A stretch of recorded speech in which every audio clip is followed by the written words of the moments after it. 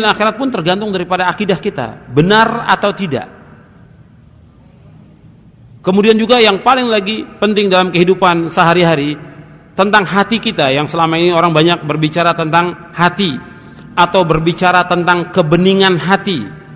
Kebeningan hati, tidak akan bening hati itu, tidak akan bersih hati itu, tidak akan baik hati itu, dan tidak akan bahagia hati itu apabila akidahnya tidak benar.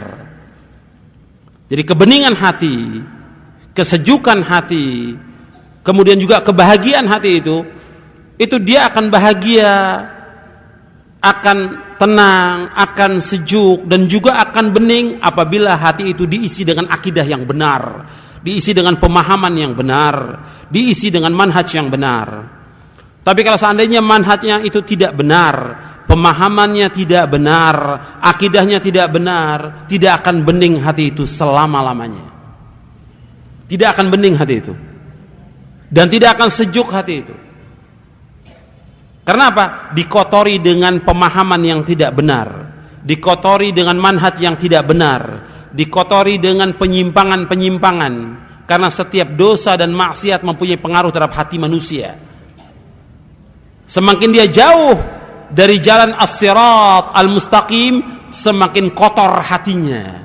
Semakin jauh dia dari as-sirat al-mustaqim, semakin kotor hatinya. Makanya kalau kita mau lihat orang yang paling bening hatinya, para sahabat ridwanullah alaihim ajma'in. Sebagaimana disebutkan oleh Abdullah bin Mas'ud radhiyallahu an.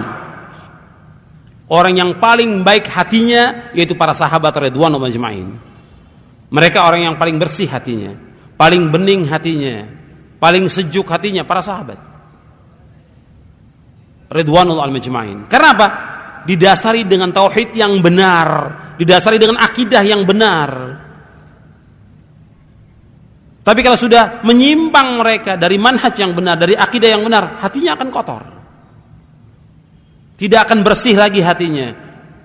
Meskipun dia berbicara dengan panjang lebar tentang hati, hebatnya hati, dan yang lainnya, tapi kalau manhajnya tidak benar, tidak akan bersih hati itu.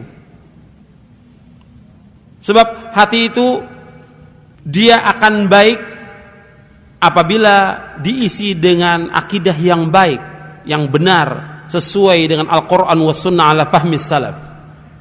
Tapi kalau ini sudah menyimpang, akidahnya tidak benar, manhajnya tidak benar, kemudian dia banyak berbuat bid'ah,